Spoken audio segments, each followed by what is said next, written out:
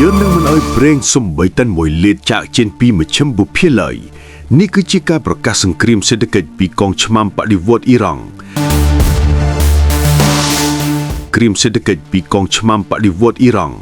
ប៉ុន្តែលោក Donald Trump បានតបវិញយ៉ាងរន្ធត់ថា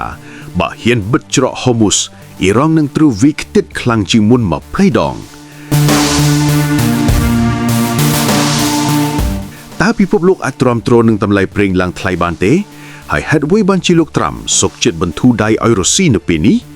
ថ្ងៃនេះ VT Today នឹងនាំបងប្អូនទៅមើលសាច់រឿងពិតពីក្រោយស្មែងខ្មៅនៅតេរ៉ង់អ៊ីរ៉ង់និយាយថាការបិទភ្លឺប្រេងនឹងបន្តរហូតដល់ការវាយប្រហារបញ្ចប់ខណៈលោក Trump គម្រាមបង្កើនការវាយប្រហារកងកម្លាំងឆ្មាំបដិវត្តអ៊ីរ៉ង់បាននិយាយកាលពីថ្ងៃអង្គារថាពួកគេនឹងមិនអនុញ្ញាតឲ្យដឹកជញ្ជូនប្រេង1លីត្រពីមជ្ឈិមបូព៌ាទេប្រសិនបើការវាយប្រហាររបស់សហរដ្ឋអាមេរិកនិងអ៊ីស្រាអែលនៅតែបន្តដែលជំរុញឲ្យមានការព្រមានពីប្រធានាធិបតី Donald Trump ថាសហរដ្ឋអាមេរិកនឹងវាយប្រហារអ៊ីរ៉ង់កាន់តែខ្លាំងប្រសិនបើវារារាំងការនាំចេញពីតំបន់ផលិតថាមពលដ៏សំខាន់នេះវត្តហាសាស្ត្រដ៏កើនឡើងខ្ពស់នេះមិនបានជួយទប់ស្កាត់ការធ្លាក់ចុះយ៉ាងខ្លាំងនៃតម្លៃប្រេងឆៅនិងការកើនឡើងនៃពីហ៊ុនសកលទេដែលបានកើនឡើងបន្ទាប់ពីលោក Trump បានបង្ហាញទំនុកចិត្តលើការបញ្ចប់អរិយភាពយ៉ាងឆាប់រហ័សសូម្បីតែអ៊ីរ៉ង់បានតែងតាំងលោក Mujtaba Khamenei ជាមេដឹកនាំកំពូលថ្មីរបស់ខ្លួនក៏ដោយជាសញ្ញានៃការប្រឆាំងលោក Trump បាននិយាយកាលពីថ្ងៃច័ន្ទថាសហរដ្ឋអាមេរិកបានបង្កការខូចខាតយ៉ាងធ្ងន់ធ្ងរដល់យោធាអ៊ីរ៉ង់ហើយពីអាករថាជំលក់នឹងបញ្ចប់មុនរយៈពេល4សប្តាហ៍ដំបូងដែលលោកបានដាក់ចេញទោះបីជាលោកមិនបានកំណត់ថាជ័យជំនះនឹងទៅជាយ៉ាងណាក៏ដោយអ៊ីស្រាអែលនិយាយថាគោលបំណងរបស់សង្គ្រាមគឺជាការបណ្ដាស់លេងប្រព័ន្ធគ្រប់គ្រងរបស់អ៊ីរ៉ង់មន្ត្រីអាមេរិកភាគច្រើននិយាយថាគោលបំណងរបស់ទីក្រុង Washington គឺដើម្បីបំផ្លាញសមត្ថភាពមីស៊ីលនិងកម្មវិធីនុយក្លេអ៊ែររបស់អ៊ីរ៉ង់ប៉ុន្តែលោក Trump បាននិយាយថាសង្គ្រាមអាចបញ្ចប់បានលុះត្រាតែរដ្ឋាភិបាលអ៊ីរ៉ង់គប់តាមយ៉ាងណាហើយជនស៊ីវិលអ៊ីរ៉ង់យ៉ាងហោចណាស់1332នាក់ត្រូវបានសម្លាប់និងរាប់ស្មើអ្នករងរបួសចាប់តាំងពីសហរដ្ឋអាមេរិកនិងអ៊ីស្រាអែលបានបើកការវាយប្រហារតាមអាកាសនិងមីស៊ីលជាច្រើនលើកច្រើនសារនៅទូទាំងអ៊ីរ៉ង់នៅចុងខែកុម្ភៈឆ្នាំ2020នេះយោងតាមឯកឧត្តនអ៊ីរ៉ង់ប្រចាំអង្គការសហប្រជាជាតិលោក Trump បានប្រមានថាការវាយប្រហាររបស់សហរដ្ឋអាមេរិកអាចកើនឡើងយ៉ាងខ្លាំងប្រសិនបើអ៊ីរ៉ង់ព្យាយាមរារាំងចរាចរណ៍កប៉ាល់ដឹកប្រេងឆ្លងកាត់ច្រកសមុទ្រ Hormuz ដែលគ្រប់គ្រងស៊ុបកប្រេង1ភាគ7នៃពិភពលោកលោក Trump បានថ្លែងក្នុងសន្និសីទសារព័ត៌មានមួយកាលពីថ្ងៃច័ន្ទថាយើងនឹងវាយប្រហារពួកគេយ៉ាងខ្លាំងដែលមិនអាចទោះជាការបានឡើយដើម្បីឲ្យពួកគេឬនរណាម្នាក់ផ្សេងទៀតជួយឲ្យស្ដារតំបន់នោះមកវិញបានអ៊ីរ៉ង់និយាយថាខ្លួននឹងកំណត់ច័ន្ទឆាប់សង្គ្រាមកងកម្លាំងឆ្មាំបដិវត្តអ៊ីស្លាមអ៊ីរ៉ង់បាននិយាយថាខ្លួននឹងមិនអនុញ្ញាតឲ្យប្រេងណាចេញពីតំបន់នោះទេប្រសិនបើការវាយប្រហារពីសហរដ្ឋអាមេរិកនិងអ៊ីស្រាអែលនៅតែបន្តអ្នកនាំពាក្យបាននិយាយថាយើងនឹងអ្នកកំណត់ច័ន្ទចាប់សង្គ្រាមដែលពណ៌នាអំពីការអត្ថាធិប្បាយរបស់លោក Trump ថាជារឿងមិនសមហេតុផលនៅក្នុងការបង្ហោះរបស់ Truth Social នៅពេលក្រោយលោក Trump បានបំបិទការព្រមានរបស់ខ្លួនលោកបានមានប្រសាសន៍ថាប្រសិនបើអ៊ីរ៉ង់ធ្វើអ្វីដែលបញ្ឈប់ការរស់ហូរនៃប្រេងឆៅនៅក្នុងច្រកសមុទ្រ Hormuz ពួកគេនឹងត្រូវសហរដ្ឋអាមេរិកវាយប្រហារខ្លាំងជាងមុន20ដងរដ្ឋមន្ត្រីការបរទេសអ៊ីរ៉ង់លោក Abbas Araghchi បាននិយាយថាអ៊ីរ៉ង់គឺមិនអាចបន្តការចរចាជាមួយសហរដ្ឋអាមេរិកបានទេដោយលើកឡើងអំពីអ្វីដែលលោកបានពណ៌នាថាជាបទពិសោធន៍ដ៏ជំជឿពីការចរចាកន្លងទៅបន្ទាប់ពីការចរចា3ដងក្រុមអាមេរិកនៅក្នុងការចរចាបាននិយាយខ្លួនឯងថាយើងទទួលបានការរីកចម្រើនយ៉ាងខ្លាំងយ៉ាងណាក៏ដោយពួកគេក៏សម្រេចចិត្តវាយប្រហារយើងដូច្នេះខ្ញុំមិនគិតថាការនិយាយជាមួយសហរដ្ឋអាមេរិកនឹងទៅជារបៀបរបស់យើងទៀតទេលោកបាននិយាយក្នុងបន្ទាត់មួយជាមួយ PBS សង្គ្រាមបានបិទច្រកសមុទ្រ Hormuz យ៉ាងមានប្រសិទ្ធភាពហើយដែលធ្វើឲ្យកប៉ាល់ដឹកប្រេងមិនអាចធ្វើដំណើរបានលើសពី1សប្តាហ៍និងបង្ខំឲ្យអ្នកផលិតបញ្ឈប់ការពំប្រេងខណៈដែលកំណក់ស្តុកប្រេងពេញទៅដោយការតែងតាំងលោក Mujtaba Khamenei នៅថ្ងៃអង្គារនេះទោះបានបំផ្លាញក្តីសង្ឃឹមអំពីការបញ្ចប់សង្គ្រាមយ៉ាងឆាប់រហ័សធ្វើឲ្យទីផ្សារប្រេងឡើងនិងទីផ្សារភាគហ៊ុនធ្លាក់ចុះយ៉ាងខ្លាំងមុនពេលប្រែប្រួលទៅទិសដៅផ្សេងទៀតនៅពេលដែលលោក Trump ពាក្យអាករថានឹងមានការបញ្ចប់សង្គ្រាមយ៉ាងឆាប់រហ័សនិងរាយការណ៍អំពីការបន្ធូរដៃទុច្ចកម្មលើថាមពលរុស្ស៊ីបន្ទាប់ពីនិយាយជាមួយប្រធានាធិបតីរុស្ស៊ី Vladimir Putin លោក Trump បាននិយាយថាសហរដ្ឋអាមេរិកនឹងលើកលែងទុច្ចកម្មតាក់ទងនឹងប្រេងឲ្យប្រទេសចំនួនដើម្បីបន្ធូរការខ្វះខាតយោងតាមប្រភពចំនួនមួយនោះអាចមានន័យថាការបន្ធូរដៃទុច្ចកម្មថែមទៀតលើប្រេងរុស្ស៊ីដែលអាចធ្វើឲ្យស្មុគស្មាញក្នុងការផ្ដាល់ទុច្ចកម្មលើទីក្រុងមូស្គូសម្រាប់សង្គ្រាមរបស់ខ្លួននៅអ៊ុយក្រែនប្រភពបាននិយាយថាជំរឿផ្សេងទៀតរួមមានការបង្ហោះប្រេងអាចមានគំលោពីធនាគារយុទ្ធសាស្ត្រឬការកំណត់ការនាំចេញរបស់សហរដ្ឋអាមេរិក កំត្រាអនាគតប្រេងឆៅ brand ធឿចោះជាង 10% នៅថ្ងៃអង្គារបន្ទាប់ពីការឡើងរហូតដល់ 29% ទៅកាន់កម្រិតខ្ពស់បំផុតចាប់តាំងពីឆ្នាំ 2022 ទីផ្សារភីហ៊ុនសកលក៏បានកើនឡើងដែរតម្លៃប្រេងសង់មានភាពរហ័សរហោគនឹងការនយោបាយដោយសារសហរដ្ឋអាមេរិកដែលជាកន្លែងដែលអ្នកបោះឆ្នោតលើកឡើងថាការកើនឡើងនៃតម្លៃចំណាយគឺជាក្តីបារម្ភចម្បងមុនការបោះឆ្នោតកម្ដៅអាណត្តិកាលឆ្នាំវិច្ឆិកានៅពេលដែលគណៈបក្សសាធារណរដ្ឋរបស់លោកត្រាំនឹងព្យាយាមរកហាកទប់ការគ្រប់គ្រងសភាការស្វែងស្វែង Reuters Ipsos ដែលបានបញ្ចេញកាលពីថ្ងៃច័ន្ទបានលើកឡើងថា 72% នៃអាមេរិកកាំងរំពឹងថាតម្លៃអ៊ីនធឺណិតនឹងកើនឡើងនៅក្នុងខែខាងមុខនិងមានតែ 29% ប៉ុណ្ណោះដែលយល់ព្រមជាមួយសង្គ្រាមនេះទេអ្នកបើកបរម្នាក់នៅក្នុងទីក្រុង Los Angeles បាននិយាយថាវាជារឿងអាក្រក់ណាស់សម្រាប់តម្លៃប្រេងអ៊ីនធឺណិតបច្ចុប្បន្ននេះវាថ្លៃពេកវាខ្ពស់ពេកណាស់អ្នកដឹងទេពេលខ្លះអ្នកត្រូវជ្រើសរើសរវាងប្រេងអ៊ីនធឺណិតនិងរបស់ផ្សេងទៀតដែលអ្នកពិតជាត្រូវការ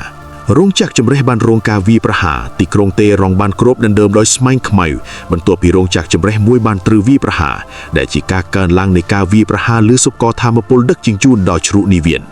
ប្រធានអង្គការសុខភាពពិភពលោក Tedros Ghebreyesus បានប្រមានថា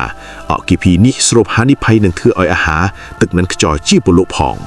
ទូគីបាននិយាយថាការប្រកាសពីដែនអាកាសរបស់ NATO បានបាញ់ទម្លាក់មីស៊ីលបាឡីស្ទិកមួយគ្រាប់ដែលបានបាញ់ចេញពីអ៊ីរ៉ង់និងបានចូលទៅក្នុងដែនអាកាសទូគីដែលជាហេតុការណ៍ដាល់មេសង្គ្រាមលើកទី2អ៊ីរ៉ង់មិនបានធ្វើការអត្ថាធិប្បាយភ្លាមលើរាយការណ៍នេះទេមេយោធាអ៊ីស្រាអែលបាននិយាយថាខ្លួនបានបើកការវាយប្រហារថ្មីនៅកណ្ដាលប្រទេសអ៊ីរ៉ង់និងវាយប្រហារទីក្រុងបេរុតប្រទេសលីបង់ដែលអ៊ីស្រាអែលបានពង្រឹងយុទ្ធនាការរបស់ខ្លួនបន្ទាប់ពីកងកម្លាំង Hezbollah ដែលបានគាំទ្រដោយអ៊ីរ៉ង់បានបាញ់ឆ្លងព្រំដែននៅប្រទេសអូស្ត្រាលីកីឡាការិនីបាល់ទាត់អ៊ីរ៉ង់ចំនួន5នាក់ត្រូវបានផ្តល់ទុច្ចរិតមនុស្សធម៌បន្ទាប់ពីពួកគេស្វែងរកសិទ្ធិជ្រកកោនដោយខ្លាចការធ្វើទុកបំណុះនៅក្នុងប្រទេសកំណើតទីក្រុងកុងបេរ៉ាក៏បានសន្យាថានឹងបញ្ជូនយន្តហោះឆ្លូបញែកមេយោធាទៅមជ្ឈមបូភីនិងមីស៊ីលទៅប្រទេសអារ៉ាប់រួមថានីដើម្បីជួយឲ្យពួកគេដែលការពារខ្លួនពីអ៊ីរ៉ង់អ៊ីរ៉ង់បាញ់ទម្លាក់យន្តហោះគ្មានមនុស្សបើក MQ-9 Reaper ចំនួន3គ្រឿងរបស់សហរដ្ឋអាមេរិកខណៈដែលយន្តហោះចម្បាំងអាមេរិកបានហោះគេចពីការគំរាមកំហែងរបស់ Shahed យោងតាមមន្ត្រីយោធាអាមេរិកយន្តហោះចម្បាំង F-35C មួយគ្រឿងដែលបានបាញ់ចេញពីនាវាផ្ទុកយន្តហោះចម្បាំង USS Abraham Lincoln បានបាញ់ទម្លាក់យន្តហោះគ្មានមនុស្សបើក Shahed 139របស់អ៊ីរ៉ង់ដែលកំពុងហោះហើរត្រង់ឆ្ពោះទៅកាន់ក្រុមវាយប្រហារនាវាផ្ទុកយន្តហោះនៅចម្ងាយប្រហែល500ម៉ែលពីឆ្នេរសមុទ្រហេតុការណ៍នេះដែលត្រូវបានពិពណ៌នាថាជាការឆ្លើយតបការពារខ្លួនចំពោះវិធីសាស្ត្រឈ្លានពានបានបន្ថែមភាពតានតឹងថ្មីដល់គំរូនៃការប្រឈមមុខដាក់គ្នារវាងយន្តហោះគ្មានមនុស្សបើកដែលមានភាពប្រែប្រួលរួចចាស់ហើយរវាងកងកម្លាំងអាមេរិកនិងអ៊ីរ៉ង់នៅទូទាំងមជ្ឈិមបូព៌ាដោយអ៊ីរ៉ង់អះអាងដាច់ដោយឡែកពីគ្នាថាបានបំផ្លាញយន្តហោះគ្មានមនុស្សបើក MQ-9 Reaper ចំនួន3គ្រឿងរបស់សហរដ្ឋអាមេរិកនៅក្នុងរយៈពេលប៉ុន្មានសប្តាហ៍ថ្មីនេះការដោះដូរនេះបានលើកឡើងនូវសំណួរដ៏លំបាកអំពីថាតើភាគីទាំងពីរកំពុងធ្លាក់ចូលទៅក្នុងជម្លោះផ្លូវអាកាសដែលមិនបានប្រកាសដែលភាគីទាំងពីរមិនអាចគ្រប់គ្រងបានពេញលេញឬអត់យន្តហោះ F-35C បាញ់ទម្លាក់ Shahed 139នៅជិត Lincoln ការបាញ់ទម្លាក់យន្តហោះគ្មានមនុស្សបើក Shahed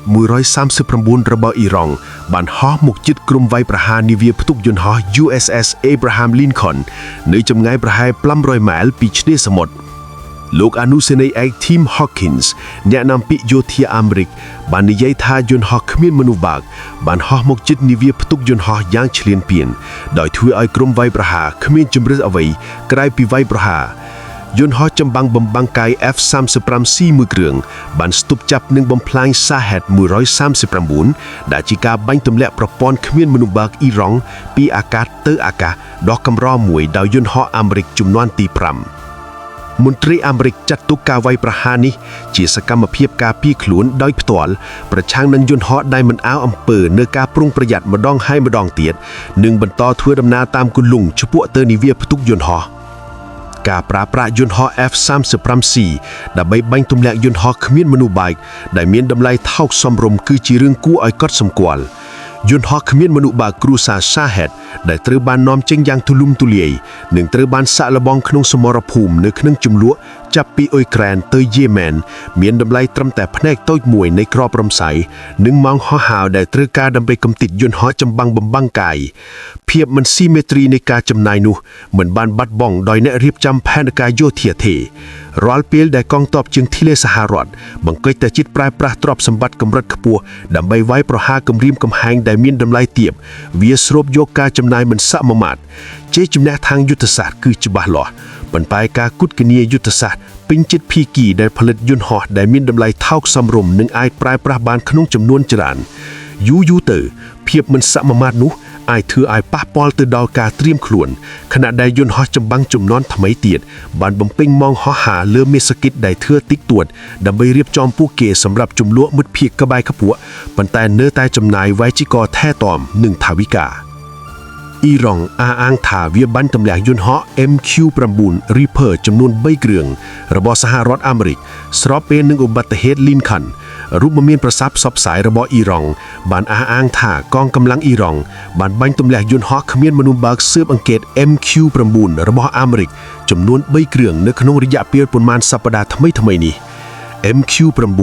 គឺជាវេទិកាមួយដ៏ធំនិងដ៏ធូរច្រើនដែលមិត្តភាពអាមេរិកពឹងពាក់រយនៅក្នុងមាសកិច្ចស៊ើបអង្កេតការក្រឡេកមើលនិងការវាយប្រហារនៅទូទាំងតំបន់តួរូបយន្តមួយមានតម្លៃរាប់10លានដុល្លារនិងការបាត់បង់ដោយមួយចំណោដែលបានចំណាយលើការចល័តសកម្មមន្ត្រីអាមេរិកមិនបានបញ្ជាក់ឬបដិសេធការអះអាងសភៈលក់ទាំងនោះទេហើយមិនមានកំណត់ត្រាមិត្តភាពពុំធានឬសេចក្តីថ្លែងការណ៍ផ្លូវការរបស់មន្ទីរបញ្ចាស់កោណាមួយដែលបញ្ជាក់អំពីការបាត់បង់នោះបានចេញសាធារណៈនៅក្នុងរាយការណ៍ដែលមានទេយោងតាមប្រភពដែលមានការអះអាងរបស់អ៊ីរ៉ង់ទាំងនោះនៅតែមិនទាន់បានផ្ទៀងផ្ទាត់ហើយស្ថិតនៅក្នុងតំបន់ពណ៌ប្រផេះរវាងការឃោសនានិងភាពសមហេតុផលអវិជ្ជមានរបស់ការបញ្ជាក់មិនមានន័យថាការអះអាងទាំងនោះគឺជាការប្រឌិតឡើងទេប៉ុន្តែវាមានន័យថាគួរតែដោះស្រាយយ៉ាងយីកតែប្រយ័ត្នអ៊ីរ៉ង់មានកំណត់ត្រានៃការផ្សព្វផ្សាយសកម្មភាពយោធាសម្រាប់ទស្សនិកជនក្នុងស្រុកនិងតំបន់ខ្លះទៅធ្វើឲ្យលទ្ធផលរបស់ខ្លួនឯងធំដើម្បីបង្ហាញកម្លាំងនិងការរារាំងនៅក្នុងពេលតែមួយផងដែរមាតុភាពសហរដ្ឋធ្លាប់តែយឺតយ៉ាវក្នុងការទទួលស្គាល់ការបាត់បង់យន្តហោះគ្មានមនុស្សបើកពិសេសការដែលបួតបង្ហាញធ្វើឲ្យលីកូបញ្ជានារបាយការណ៍សមត្ថភាពនៃបណ្ដាតផនឬអតិភិបខ្លាំងមើលភាពមិនច្បាស់លាស់រវាងគ្នាទាំងពីរបង្កើតចម្លោះព័ត៌មានដែលភាគីទាំងពីរអាចបង្កើតឈ្មោះប្រចាំតាមចំណងចំណូលចិត្តវាក៏ទុកចម្លោះសម្រាប់ការយួនច្រដាំដែរតួអង្គនៅក្នុងតំបន់អាចប្រែការអះអាងរបស់អ៊ីរ៉ង់ដែលមិនមានការប្រកួតប្រជែងជារឿងពិតអាចជំរុញឲ្យកងកម្លាំងមីលីសនិងក្រុម proxy ដែលមានគោលដៅលើទ្រព្យសម្បត្តិរបស់អាមេរិករួចជាស្រេចជាមួយរ៉ុកេតមីស៊ីលនិងយន្តហោះគ្មានមនុស្សបើកថែមទៀតយុទ្ធសាស្ត្រសង្គ្រាមស្មៅនិងការប្រច័ត្នប្រយែងអ្វីដែលលេចថ្លៅដំគេគំរូជាចាប់ដននេះគឺរបៀបដែលវាសមនឹងយុទ្ធសាស្ត្រទូទៅរបស់អ៊ីរ៉ង់ក្នុងការស៊ើបអង្កេតការការពាររបស់អាមេរិកដោយមិនឆ្លងកម្រិតចូលទៅក្នុងជំលោះផ្លូវអាកាសមិនអាចបានពិតប្រាកដទេការបញ្ជូនយន្តហោះ Shahed 139ទៅកាន់ក្រុមវាយប្រហារនាវាផ្ទុកយន្តហោះមិនមែនជាការប៉ងធំដុំទេវាគឺជាការសាក់លបងដែលត្រូវបានរៀបចំដើម្បីបង្ខំឲ្យសហរដ្ឋឆ្លើយតបការពីដែលអាចមើលឃើញបានបដុំយកព័ត៌មានស៊ើបអង្កេតលើពេលវេលាប្រតិបត្តិការនិងគោលប្រធានាបត្រនិងបង្ហាញទៅដល់សមត្ថភាពនិងសត្រូវនៅក្នុងតំបន់ថាអ៊ីរ៉ង់អាចរកដល់ទ្រព្យសម្បត្តិរបស់អាមេរិកនៅចម្ងាយឆ្ងាយបាន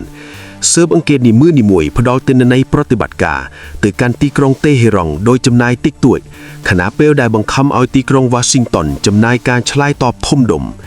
នៅក្នុងន័យនោះយន្តហោះគ្មានមនុស្សបើកថ្លៃទៅជាតួស៊ើបអង្កេតនិងសញ្ញានយោបាយទោះបីជាវាមិនដែលបង្កការខូចខាតពិតប្រាកដក៏ដោយថាមកពុយនេះធ្វើឲ្យកងកម្លាំងអាមេរិកនៅក្នុងអរិយាបថប្រតិកម្មមួយដែលពិបាកនឹងកែតម្រង់បានដោយមិនមានកំណត់ក្រុមវាយប្រហារនាវាផ្ទុកយន្តហោះដែលកំពុងអណ្ដាការនៅសមុទ្រអារ៉ាប់និងឆ្នេរអូម៉ាន់ត្រូវតែរកការត្រៀមខ្លួនដើម្បីការពារដែនអាកាសជាប្រចាំប្រឆាំងនឹងគំរាមកំហែងដែលអាចមកដល់ដោយស្ពូនីធី